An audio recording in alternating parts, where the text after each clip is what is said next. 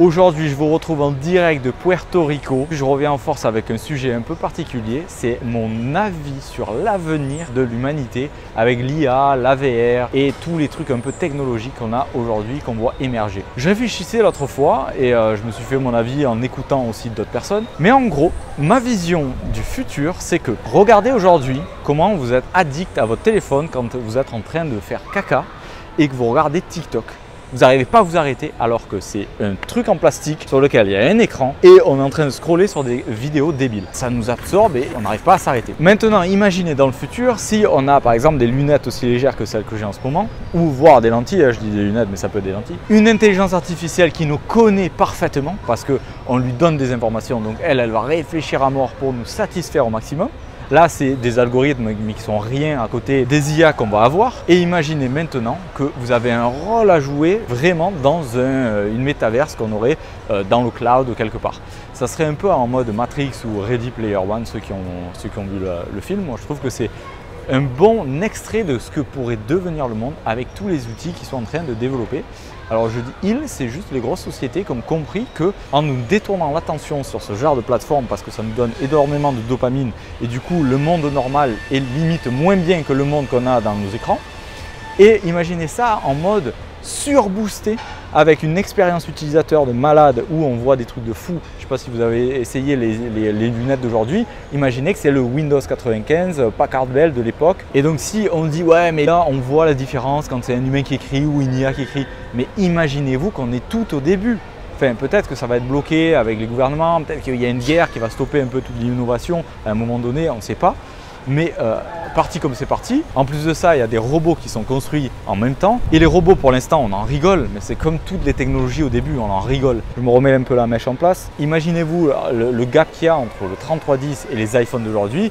À l'époque, on n'aurait même pas compris ce que ça aurait été un iPhone. Ce qu'on a du mal à comprendre, c'est que bien sûr que ça va remplacer des jobs. Parce que imaginez qu'il y a par exemple 2 personnes, des gens qui produisent sur cette terre et 98% des gens qui consomment. C'est-à-dire qu'il y a 2% qui emploient les 98 autres % pour les faire se consommer entre eux.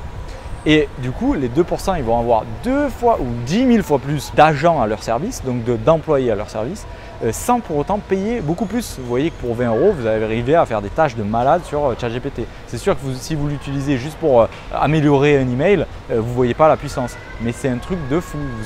Enfin, je ne sais pas si vous l'utilisez, mais c'est incroyable en fait. Et en plus de ça, la courbe de progression de l'IA, elle est exponentielle. Donc ça, c'est un truc que le cerveau humain, il n'arrive pas à comprendre aussi. C'est pareil dans les marchés financiers. Une courbe exponentielle, c'est pas quelque chose de linéaire. C'est un truc qui fait une courbe et qui devient très parallèle à la fin.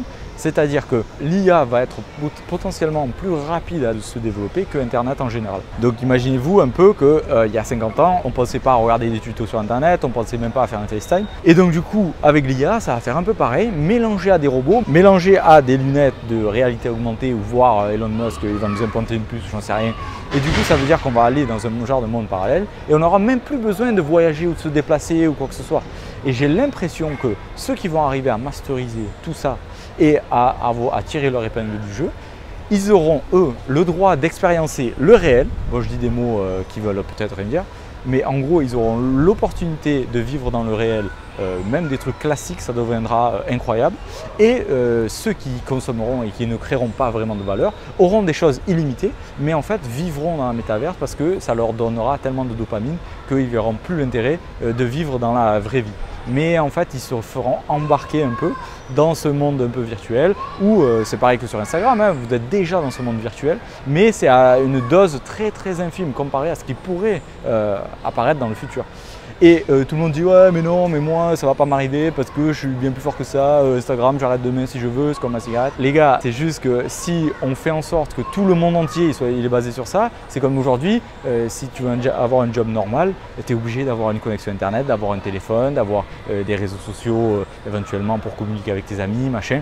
Et en fait c'est forcé. Si tu as un genre d'avatar dans un monde irréel où finalement les jobs de demain, comme les humains vont servir plus à rien parce qu'on aura des robots pour tout faire et qu'on aura tout en abondance, alors il va falloir bien que les humains s'occupent d'une manière ou d'une autre.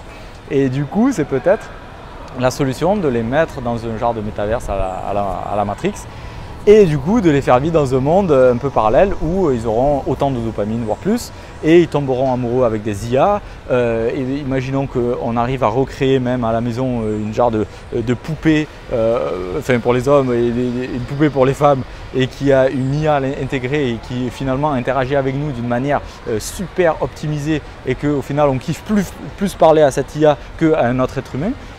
Parce que du coup il nous connaît mieux, il saura nous apprendre des choses qu'un autre être humain ne saura pas forcément, il saura s'adapter à ce qu'on veut, nos désirs, nos attentes, nos trucs. On n'a qu'à regarder aujourd'hui même les statistiques, tout ce qui est Gen Z et les nouvelles générations qui ont grandi avec Internet.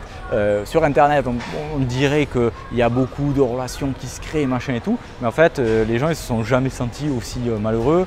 Le niveau des activités sexuelles est en baisse. Enfin, il y a plein de trucs comme ça qui montrent qu'en fait il y a un genre de mal-être. Il y aura des nouveaux types de rencontres sur Internet, grâce à des genres d'avatars où en fait on aura un vrai rôle à jouer dans ce cloud là, et du coup ça fera qu'on n'aura plus trop d'intérêt à venir interagir dans un vrai monde. Alors c'est un monde qui fait peur, j'ai pas du tout envie que ça arrive comme ça. Je vous dis ça parce que j'ai l'impression que ça peut tourner comme ça avec tous les éléments que j'ai aujourd'hui, et je vois l'allure où ça peut se développer. Et en fait si on arrête d'être biaisé et qu'on se dit ok il peut se passer ça, en fait ouais, il y a de grandes probabilités que ça arrive. Mais il peut y avoir 10 000 trucs entre temps, soit des lois, soit des guerres, soit des désaccords, soit je sais pas moi, un truc technologique majeur qui en fait va freiner le tout, les ordinateurs quantiques, peut-être que ça va mettre un moment à s'adapter, enfin plein de trucs qui pourraient entraver ça. Mais c'est vrai qu'on est bien parti pour que ça aille dans cette direction, parce qu'on voit déjà la réaction des humains, comme je vous disais, sur TikTok, avec des vidéos qui sont franchement nulles. Ils sont déjà absorbés, et même les jeux vidéo, ça a une grande ampleur sur Terre, c'est un marché qui est énorme, et en fait les jeux vidéo c'est juste une version moindre de la métaverse dans laquelle on pourrait se trouver si vraiment on en crée un avatar et qu'on a un vrai rôle à jouer, qu'on gagne des vrais sous, qu'on a des vraies responsabilités sur cette genre de métaverse. Alors vous l'appelez comme vous voulez, mais en gros aujourd'hui les lunettes elles sont pas confortables, l'IA ça fait un peu des conneries de temps en temps, les trucs qu'on a c'est un peu de l'expérimentation, et donc du coup on va le dénigrer en plein. Non, c'est juste que c'est le début, c'est Windows 95. À l'époque j'avais vu même un reportage qui montrait des vieux articles, il montrait qu'à la télé sur France 3, il disait que Internet ça servait à fabriquer des bombes. Parce qu'il y avait un mec qui avait posté un blog, je sais pas où. Et on voit bien qu'Internet, non, c'est fait pour 10 milliards d'applications aujourd'hui. C'est un monde pas très réjouissant si on le prend comme ça. Mais regardez-vous vous-même, hein, vous passez beaucoup de temps sur votre téléphone, regardez le temps d'écran. Et en fait, c'est parce que ça vous donne un sens d'appartenance, de la dopamine, quelque chose que vous n'arriverez plus trop à retrouver dans le monde réel. Donc si on vous donne de meilleurs outils pour arriver à satisfaire ces genres de désirs-là, alors vous allez plonger dedans tête première. Et en fait, si on a votre attention, on a votre argent aussi.